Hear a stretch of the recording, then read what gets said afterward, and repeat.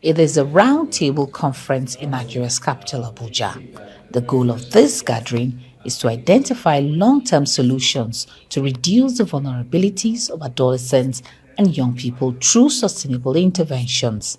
According to experts, adolescents and young people in Nigeria confront a variety of health difficulties, including high prevalence of HIV and other infectious diseases, increased concerns about mental health and drug addiction, and unmet reproductive health requirements.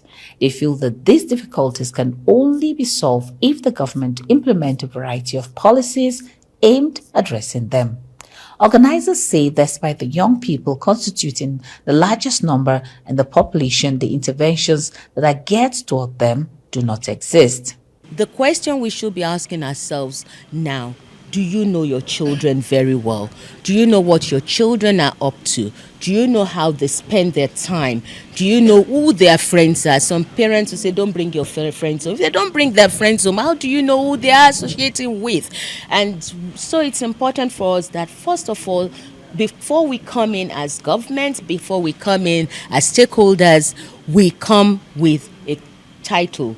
We're either parents, we're either caregivers, we're either relatives. So we all have a collective responsibility to look at how to empower the young person so that he or she can actually stand very well in society. A public health expert also emphasized the need for a systematic strategy to address the vulnerability of adolescent and young people in the nation. I think the most critical gap in the process got to do with law enforcement. You may put on laws, you may put on policies, if the law enforcement component is not strong, if they do not have the capacity to understand the depth of the problems, I doubt if we can find a sustainable solution. That we need all the stakeholders to work together. As government of Nigeria, one of our jobs is to primarily ensure that there's a working environment that is there and free for the people who want to do the work.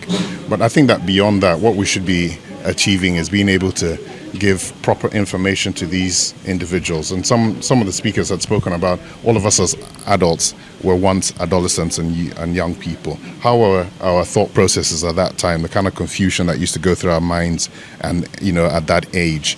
And bearing that in mind, how can we now educate the people who are youth and adolescents now? The subject is the missing link, reducing the vulnerabilities of adolescent and young people via sustainable interventions. Nigerians were anticipating a shift in government action to solve this issue. Punaraman Benjamin, Arise News.